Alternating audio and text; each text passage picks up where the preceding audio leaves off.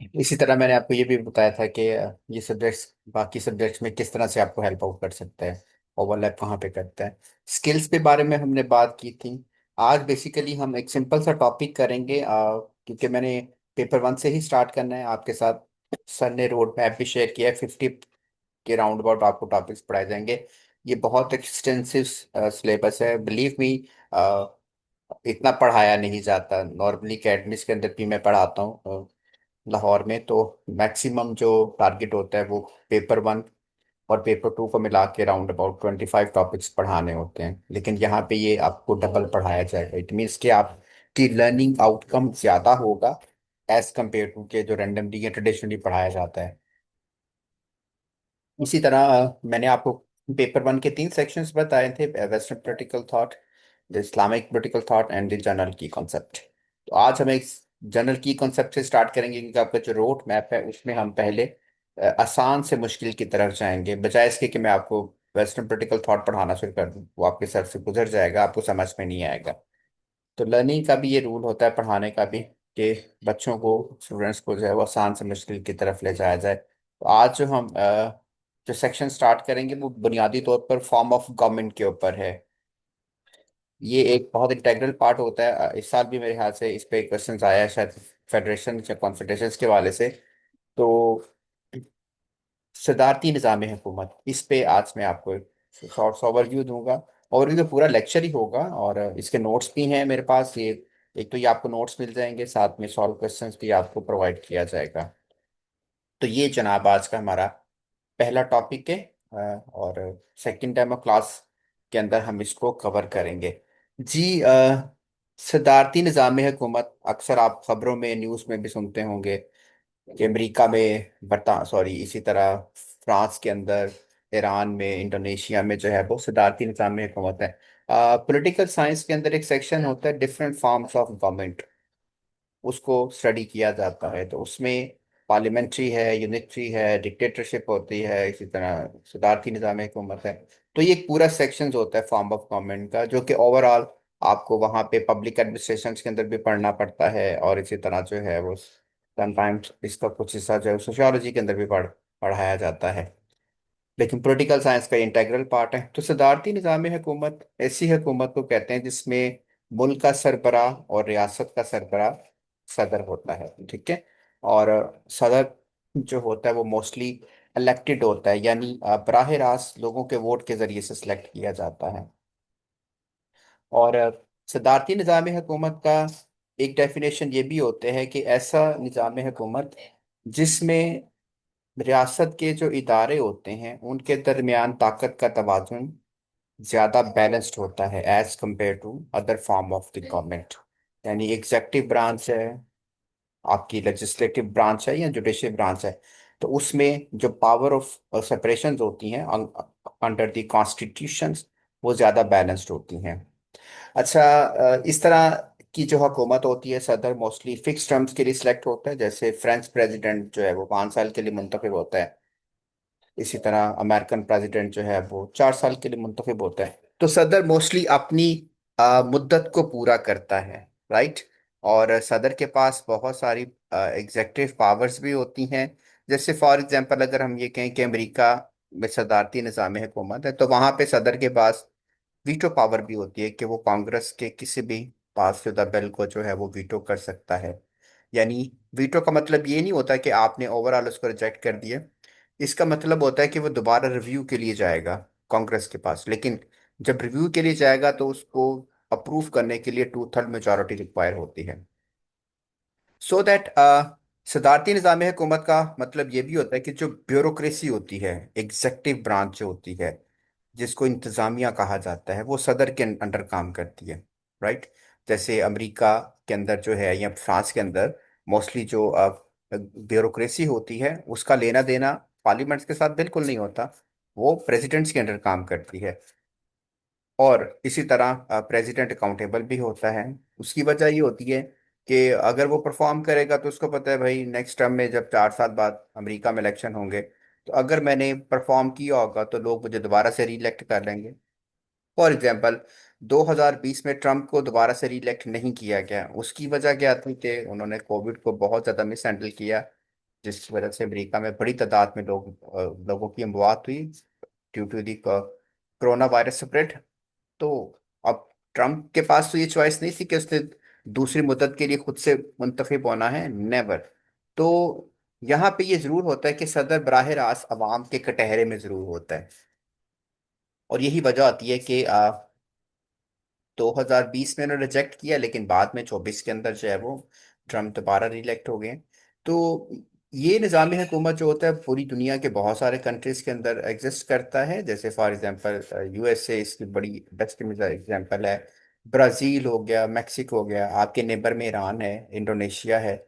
So that इस तरह की गवर्नमेंट्स के बारे में या हुकूमत के बारे में ये भी कहा जाता है कि ये ऐसे ममालिक के लिए ज़्यादा सूटेबल होती है जहाँ पे मुख्तलिफ रंग नस्ल के लोग आबाद होते हैं, ठीक है। और वो सदर जो होता है, जो मुंतखब होता है, वो बराह रास्त तमाम लोगों का नुमाइंदा होता है, ठीक है। यानी उसको हर बैकग्राउंड के लोगों ने वोट के जरिए से जो है वो मुंतखब किया होता है। सो दैट्स वाई इस तरह की हुकूमत ज़्यादा सूटेबल होती है फॉर द डाइवर्स पॉपुलेशन। यानी ऐसा मुल्क जहाँ पे डिफरेंट हेट्रोजीनियस सोसाइटी जिसको हम कहते हैं ना, उन लोगों के लिए ज़्यादा सूटेबल होती है। लेकिन ये 100% फार्मूला नहीं है। फ्रांस जैसा मुल्क वहाँ पे प्रेसिडेंशियल सिस्टम है, लेकिन फ्रेंच सोसाइटी इतनी डाइवर्स नहीं है एज कम्पेयर टू अगर हम अमेरिकन सोसाइटी की जो है वो बात करें। अच्छा, अब एवोल्यूशन क्या होता है देखें। जब आपने पॉलिटिकल साइंस में टॉपिक्स को पढ़ना होता है तो कुछ आपको उसकी बैकग्राउंड के बारे में भी मालूम होना चाहिए। और इसका मतलब ये होता है कि ये सिस्टम कैसे इवॉल्व हुआ, इसकी हिस्ट्री क्या है। तो सदारती निज़ाम हुकूमत के बारे में कहा जाता है कि ये निज़ाम हुकूमत जो है ये अमेरिका से इसका आगाज़ हुआ है। यानी अमेरिका, आपको पता है 1787 में अमेरिका में जो था वो कॉन्स्टिट्यूशन को जब बनाया गया था, अडॉप्ट किया गया था, तो उन्होंने सदारती निज़ाम हुकूमत को अडॉप्ट किया। अच्छा, ये ज़्यादा जो कॉन्सेप्ट आया वो अमरीकी जो फाउंडिंग फादर से, जैसे थॉमस जेफरसन हो गए, जॉर्ज वाशिंगटन हो गए। तो उन्होंने जो इनलाइटेंड आइडियल से, यानी यूरोप के अंदर जो मॉन्स्टेको हो गया, इनलाइटेंड हीरा के जो हम पढ़ेंगे ये पॉलिटिकल साइंस के वेस्टर्न पॉलिटिकल थॉट के अंदर, तो उनके आइडिया से इंस्पायर होकर इस निज़ाम हुकूमत की जो है वो बुनियाद रखी। अच्छा, ये भी कहा जाता है कि अमेरिका जब आज़ाद हुआ तो उनका ये फाउंडिंग फादर का मेन कंसर्न था कि वो किसी कॉलोनियल सिस्टम को फॉलो नहीं करेंगे, यानी एक आज़ाद और एक ऐसा निज़ाम हुकूमत बनाएंगे जो कि लोगों की वोट के जरिए से जिसको मुंतखब किया जाए। तो अमेरिका में 1789 में आपको पता है पहले सदारती इंतखाब भी हुए थे, और जॉर्ज वाशिंगटन जो थे वो अमेरिका के पहले सदर सेलेक्ट हुए थे। उसके बाद फ्रेंच रेवोल्यूशंस के बाद भी जो है आ, फ्रांस के अंदर जो है वो इस तरह की जो सदारती निज़ाम हुकूमत है उसका भी आगाज हुआ। यानी दूसरी मिसाल हम फ्रांस की भी दे सकते हैं। और आज भी आपको पता है फ्रांस के अंदर भी जो है वो प्रेसिडेंशियल हुकूमत है, लेकिन इसमें थोड़ा सा डिफरेंस है। क्योंकि वहां पे प्योर प्रेसिडेंशियल सिस्टम नहीं है, सेमी प्रेसिडेंशियल सिस्टम है। सेमी प्रेसिडेंशियल सिस्टम का मतलब होता है कि जिसमें पैरेलल प्राइम मिनिस्टर का ओहदा होता है। यानी फ्रांस में वजीर आजम भी होता है, लेकिन सदर के पास ज्यादा इख्तियारात होते हैं। But if you talk about the pure presidential system, so there is the no parallel designations of the prime ministers। America में नहीं होता, आपके नेबर में ईरान है वहां पे नहीं होता, इंडोनेशिया में नहीं होता। तो प्योर प्रेसिडेंशियल सिस्टम के अंदर जो है वजीर आला वजीर आजम का ओहदा नहीं होता। अच्छा, उसके बाद ये निज़ाम हुकूमत कहाँ पे एक्सपैंड करता है, वो 19वीं सदी में जो लैटिन अमेरिकन कंट्रीज थे, जैसे ब्राजील हो गया, ठीक है, अर्जेंटीना हो गया, पैराग्वे हो गया। इन ममालिक ने भी जब कॉलोनियल पावर से आज़ादी हासिल की तो उन्होंने भी इस तरह के निज़ाम हुकूमत को जो था वो फॉलो करना शुरू कर दिया। और फिर 20वीं सदी जो गुज़िश्ता सदी है, जैसे जैसे पूरी दुनिया में डेमोक्रेटिक सिस्टम डेवलप हो, क्योंकि प्रेसिडेंशियल सिस्टम जो है वो जमहूरी निज़ाम हुकूमत होता है, ये चीज़ जहन में रख लें। क्योंकि इसमें सदर जो होता है वो अवाम के वोट के जरिए से मुंतखब होता है, राइट। और अवाम को वो जवाबदेह भी होता है। सो दैट्स वाई गुज़िश्ता सदी के आगाज में भी अगर हम देखें तो after the decolonization process के बाद भी दूसरी जंग अजीम के बाद दुनिया में बहुत सारे ममालिक जो आज़ाद हुए उन्होंने भी इस तरह के निज़ाम हुकूमत को फॉलो करना शुरू किया। जैसे हम इंडोनेशिया की मिसाल दे सकते हैं, एंड सम एक्सटेंट के कुछ अफ्रीकन कंट्रीज की भी हम मिसाल दे सकते हैं, जैसे जिम्बाब्वे की मिसाल दी जाती है कि वहाँ पे भी सदारती निज़ाम हुकूमत है। ओके जी। अब ये है कि मौजूदा सदी जो है बिल्कुल प्रेसिडेंशियल सिस्टम जो है वो प्रिवेलेंट पॉलिटिकल या फॉर्म ऑफ गवर्नमेंट है, जो कि वक्त गुजरने के साथ साथ इसके अंदर बहुत सारी चेंजिंग भी लाई जा रही हैं।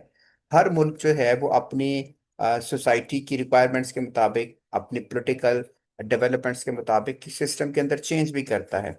बल्कि समटाइम हम ये भी कह सकते हैं कि कुछ ममालिक इस सिस्टम की तरफ आए भी हैं। इसकी रिसेंट एग्जांपल तुर्की की है। 2017 में तुर्की ने शिफ्ट किया है from the parliamentary form of government to the presidential. और अर्दगान अब आपको पता है सेकंड टर्म्स प्रेसिडेंट भी बने हैं। 2022 में जब दोबारा इलेक्शन हुए थे तो वो दूसरी मुद्दत के लिए जो है वो तुर्की के सदर बने हैं। सो आज भी अगर हम देखें तो दुनिया के तकरीबन आप कह सकते हैं कि मोर देन 50% कंट्री जो है वो सिस्टम को फॉलो करते हैं। तो ये पूरी दुनिया के अंदर जो है वो एक रिकग्नाइज्ड फॉर्म ऑफ गवर्नमेंट है। अच्छा, अब हम देखेंगे हिस्ट्री तो खैर हम इतनी डिटेल से नहीं पढ़ते। ज़्यादातर क्वेश्चन जो आते हैं वो cross the way comparative analysis के अंदर आते हैं। आज उसी के अकॉर्डिंगली हम करेंगे। मेरिट्स डीमेरिट्स के ऊपर वो सवाल पूछ लेता है।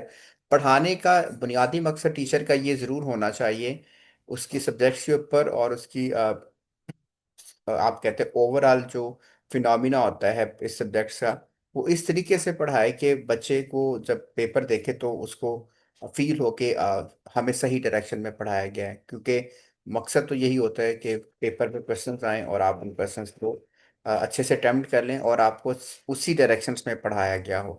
तो मेरी पूरी कोशिश होती है कि जब भी मैं सिलेबस डिज़ाइन करता हूँ, लेक्चर प्लान करता हूँ, तो स्टूडेंट्स को इस हवाले से मुकम्मल गाइड करूं और इस तरीके से पढ़ाऊं कि पेपर्स जो है वो उसी के अकॉर्डिंगली आए। तो इसमें मोस्टली क्वेश्चन जो आते हैं वो एडवांटेजेस डिसएडवांटेजेस के बारे में पूछ लेता है। जैसे मैं भी आपको थोड़ा सा आगे भी बताता हूँ लास्ट सेक्शंस के अंदर। जैसे कंपेयर और कंट्रास्ट के ऊपर आ जाता है सवाल, यानी पार्लियामेंट्री फॉर्म ऑफ गवर्नमेंट और प्रेसिडेंशियल फॉर्म ऑफ गवर्नमेंट, ये भी मैं आपको आज करवा दूंगा, राइट। तो इस तरीके से जो है वो आपने इस लेक्चर्स को इतना डिटेल से नहीं कि हम इस पे कोई 20-20 असाइनमेंट्स बनाना शुरू कर दें। देखें, चीज़ें बड़ी स्मार्टली करनी होती है ना। कोई भी सब्जेक्ट्स होता है सीएसएस का, उसमें मैक्सिमम आपने 100 मार्क्स के सब्जेक्ट्स के लिए 30 से 35 टॉपिक्स तैयार करने होते हैं। बल्कि अकेडमीज वाले तो 25 तक अब आ गए हैं, लेकिन मैं समझता हूँ कि नहीं, ये कम है। 35 और 35 से 30 से 35 तक, दैट इज़ क्वाइट एनफ। और कुछ टेक्निक्स आपने सीखनी होती हैं। वो टेक्निक्स क्या होती हैं, वो अनसीन क्वेश्चंस को कैसे आपने हैंडल करना है। ठीक है, लेकिन अगर आप किसी भी टॉपिक्स को पढ़ा होगा, उसकी अंडरस्टैंडिंग होगी, तो उससे थोड़ा सा हट के भी क्वेश्चंस आ जाए और आपने वो टेक्निक सीखी होंगी तो आप पेपर्स को अटेम्प्ट कर लेंगे। याद रखें, मुकाबले के इम्तिहान में 100% ये नहीं होता कि आपको सिलेबस में से या पढ़ाए हुई चीज़ों में से क्वेश्चन आ जाए। ठीक है, वेरीज करता है। कुछ पेपर आपके अच्छे भी हो जाते हैं, कुछ बैलेंस भी होते हैं, कुछ थोड़े से डिस्टर्बिंग भी होते हैं। लेकिन हमेशा इस एग्जाम के लिए आपने एक टेक्निक जरूर सीखनी है कि अनसीन क्वेश्चंस को किस तरीके से आपने हैंडल करना है, वो मैं आपको सिखा दूंगा। तो सबसे पहली जो इसकी खाबी होती है, स्टेबल लीडरशिप होती है। सदारती निज़ाम हुकूमत में सदर का ओहदा जो है वो काफ़ी ताकतवर होता है। ठीक है, और मोस्टली सदर जो है उनको हटाना इतना आसान नहीं होता और वो अपनी टर्म्स को पूरा करता है। ठीक है, इसका मतलब ये होता है कि आपकी जो क़यादत होती है वो मजबूत होती है। वो अच्छे तरीके से आपके मुल्क के हवाले से फैसले कर सकती है। और फिर दोबारा से लोगों के पास ये चॉइस होती है कि वो उसको अगली मुद्दत के लिए मुंतखब करें या ना करें। तो आपकी क़यादत जो होती है वो क्या होती है, वो स्ट्रांग होती है, वो स्टेबल होती है। अच्छा, दूसरा इस हुकूमत का, इस तरह की हुकूमत का ये भी फायदा होता है कि क्लियर अकाउंटेबिलिटी। देखें, आपने परफॉर्म किया है, आपकी कैबिनेट ने परफॉर्म किया है, तो भाई आपको लोग दोबारा से मुंतखब कर लेंगे। यानी लोग बराह रास्त आपका एहतसाब करते हैं। मैंने आपको पहले ही बताया कि ट्रम्प को 2020 में जब अमेरिका में दोबारा इलेक्शन हुए थे तो लोगों ने उसको रिजेक्ट कर दिया। उसकी वजह क्या थी? कोविड को प्रॉपरली मिस हैंडल नहीं किया गया। तो प्रेसिडेंशियल फॉर्म ऑफ गवर्नमेंट्स के अंदर जो है एहतसाब का जो प्रोसेस होता है वो ज़्यादा वाइबल होता है as compare to the parliamentary या अदर फॉर्म ऑफ गवर्नमेंट। और इसमें जो है, जैसे for example in Brazil, president is elected by the direct popular vote. ठीक है। डायरेक्ट पॉपुलर वोट का मतलब होता है कि जिसमें लोग आपको वोट के जरिए से मुंतखब करते हैं। तो आपको बहुत सारी ऐसी एग्जांपल मिल जाती हैं कि जब लोग समझते हैं कि भाई हमारे सदर ने 4-5 साल हुकूमत की और हमारे लिए कुछ नहीं किया, तो लोग उसको वोट नहीं देते। तो ये इस तरह की हुकूमत में कह सकते हैं कि एहतसाब का तरीक़ेकार ज़्यादा बेहतर होता है। सेपरेशन ऑफ पावर, मैंने स्टार्ट में ही ये बताया था कि this type of government enforce a clear separation of power between the different branches of the governments। Executive branch है, आपकी लेजिस्लेटिव ब्रांच है, या फिर आपकी जुडिशियल ब्रांच है। और फिर इसका बुनियादी फायदा क्या होता है कि कोई इदारा जो है वो डोमिनेट नहीं कर सकता, यानी गवर्नमेंट की किसी भी ब्रांच के ऊपर। इसमें हम जब अब सेकंड पार्ट पे आएंगे तो हम अमेरिकन पॉलिटिकल सिस्टम के अंदर ये सारी चीजें डिस्कस करेंगे। ठीक है। अमेरिका की मिसाल दी जाती है कि अमेरिका के अंदर एक बैलेंस सेपरेशन ऑफ पावर है। मसलन अमेरिकी सदर आपको पता है 2000 के करीब ब्यूरोक्रेटिक अपॉइंटमेंट करता है, यानी बड़े बड़े ओहदों पे लोगों को अपॉइंट करता है। लेकिन उसकी अपॉइंटमेंट की अप्रूवल जो है वो सेनेट से लेनी पड़ती है। इवन दैट के अमेरिकन कैबिनेट भी जो होती है उसकी अप्रूवल भी सेनेट से लेनी पड़ती है। चेक होता है कि मिस्टर प्रेसिडेंट अपनी मर्जी से किसी लोगों को या किसी शख्स को किसी ओहदे पे ना लगा दें। अच्छा, इसी तरह अगर सदर देखे कि भाई कांग्रेस जो है उसने कोई ऐसा बिल पास किया है जो कि अमरीकी अवाम की फेवर में नहीं है, तो वो उसको वीटो कर देगा। तो कांग्रेस मुकम्मल तौर पर बाख्तियार नहीं है लेजिस्लेशन प्रोसेस के अंदर। इसी तरह अमेरिकन सुप्रीम कोर्ट देखेगी कि भाई अगर अमरीकी सदर ने कोई एग्जेक्टिव ऑर्डर पास किया है या कांग्रेस ने कोई बिल पास किया है, तो क्या होगा, वो उसको अनकॉन्स्टिट्यूशनल डिक्लेयर कर सकती है थ्रू दी जुडिशियल रिव्यू। अच्छा, कोई जज मिसकंडक्ट करेगा तो उसका ट्रायल कौन करेगा, वो कांग्रेस करेगी। तो इसका मतलब ये होता है कि सब एक दूसरे के ऊपर चेक एंड बैलेंस रखते हैं। ठीक है। सबको अपनी लिमिटेशंस के अंदर काम करना पड़ता है। ये this is the beauty of this type of governments की बहुत खूबसूरत बात है, जो कि हमें पार्लियामेंट्री सिस्टम के अंदर नहीं आती, कि जहाँ पे एक मिनिस्टर सुबह फोन करता है, रात को फोन करता है फेडरल सेक्रेटरी को कि भाई सुबह तुमने ये काम करना है। ठीक है। और एक कॉल के ऊपर उसको पता है कि अगर मैं नहीं करूंगा तो यहाँ तो मुझे जो है वो साइडलाइन कर दिया जाएगा। ठीक है। या फिर जो है वो मेरी प्रमोशन रोक दी जाएगी। क्यों? कि पार्लियामेंट्री सिस्टम के अंदर जो है वो लेजिस्लेटिव ब्रांच जो होती है खासकर जुडिशरी सॉरी एग्जेक्टिव के ऊपर डोमिनेट करती है। लेकिन प्रेसिडेंशियल सिस्टम के अंदर ये चीज़ नहीं होती। सब एक दूसरे के ऊपर चेक एंड बैलेंस रखते हैं। अच्छा, decisive decision making, yes this is the and other advantages of this type of the government. कि भाई एक single individual sir both the head of the state and head of the government. ठीक है। यानी एक ही बंदा जो है, यानी सदर जो है, वो बराह रास्त हक रियासत का भी सरबराह होता है। इसका मतलब होता है वो कौम का माई बाप होता है, सिंपली। ठीक है। और गवर्नमेंट्स भी इसके कंट्रोल में होती है। और फिर वो बहुत क्विकली डिसीजंस भी लेते हैं। अच्छा, मैंने आप देखिए मेरे जो लेक्चर्स जो होते हैं ना, वो ज़्यादातर इस एंगल से बनाए जाते हैं कि साथ साथ उसकी एग्जांपल भी दें। सीएसएस में जब आप पेपर से अटेम्प्ट करते हैं, तो जब आप किसी चीज़ के बारे में कोई बात करते हैं, आर्गुमेंट्स करते हैं, दो चीज़ें आपने उसके अंदर ऐड करनी होती। एक तो उसके अंदर स्टैटिस्टिक ऐड जरूर करें अगर क्वेश्चन से रेलिवेंट है। दूसरा, उसके अंदर एग्जाम्पल जरूर ऐड करें। ये बहुत ज्यादा कन्विंसिंग होता है। जब आप इस चीज के बारे में लिख देते हैं कोई एग्जाम्पल्स, तो फिर एग्जामिनर के पास कोई दूसरी राय नहीं होती कि वो आपके आर्गुमेंट्स को रिजेक्ट करे। अगर मैं ये कह रहा हूँ कि भाई कि सदर जो है इस निज़ाम हुकूमत में उसके पास पावर्स होती हैं कि वो फैसला कर सके, तो कैसे? Of course, Cuban missile crisis जब हुआ था तो जॉन एफ कैनेडी जो अमेरिकन प्रेसिडेंट थे, ठीक है, उन्होंने अपने स्विफ्ट डिसीजंस की वजह से, यानी आप उनके पास जो पावर थी उसको इस्तेमाल करते हुए जो था वो पूरी सिचुएशंस को जो था वो क्या किया था, डी एस्केलेट किया था। अच्छा, 9/11 का जब वाकया हुआ तो जॉर्ज डब्ल्यू बुश जो थे, उन्होंने वॉर ऑन टेरर के हवाले से डिफेंसिव एक्शंस जो लिए, ये उन्होंने इमीडिएटली डिसाइड किया। इसी तरह फ्रैंकलिन डी रोजवेल्ट जो थे, उन्होंने अमेरिका में जब ग्रेट डिप्रेशन आया था 1929 से 1930-40 तक, ये 11 साल अमेरिका की तारीख का जो था वो आप कह सकते हैं कि एक मेजर इकोनॉमिक क्राइसिस था। अच्छा, उस वक्त अमेरिकन प्रेसिडेंट रोजवेल्ट जो थे, उन्होंने न्यू डील पॉलिसी इंट्रोड्यूस करवाई थी ताकि इस मसाइल से बाहर निकला जाए। ये उनकी प्रेसिडेंशियल डिसाइसिव डिसीजन मेकिंग थी। इसके लिए कांग्रेस के साथ डिस्कस करना या वहां से अप्रूवल लेने की जरूरत नहीं थी। मोस्टली पार्लियामेंट्री सिस्टम के अंदर तो ये होता है कि भाई प्राइम मिनिस्टर ने भी कोई फैसला करना हो तो यहाँ फिर वो मेजर जो डिसीजंस होते हैं वो पार्लियामेंट के अंदर डिस्कस किए जाते हैं। यहाँ पे ये चीज नहीं होती।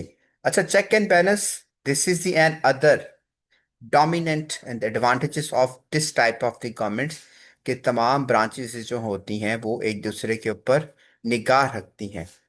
Legislature can pass the law, judiciary can review the adjective action.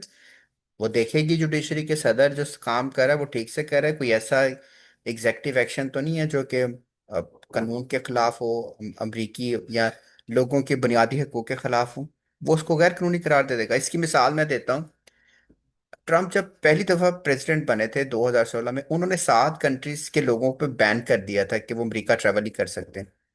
ये जो डिसीजन आया था, ये अमेरिकी सुप्रीम कोर्ट ने इसको गैर कानूनी करार दिया था। उन्होंने कहा था America is the land of the opportunity, we are the nation of the nation. कि भाई हमारा मुल्क तो है ही पूरी दुनिया से बना हुआ, यानी हर लोगों ने आकर इसको बनाया। आप इसको कैसे गैर कानूनी, अगर फॉर एग्जांपल आपने सीरिया पे पाबंदी लगाई है, तो हो सकता है वहां पे कोई ब्लड कैंसर का पेशेंट हो जिसका ट्रीटमेंट अमेरिका में होना हो, तो आपने तो ओवरऑल सबको एब्सोल्यूट बैन कर दिए, तो वो बंदा अमेरिका में आके कैसे इलाज करवा सकता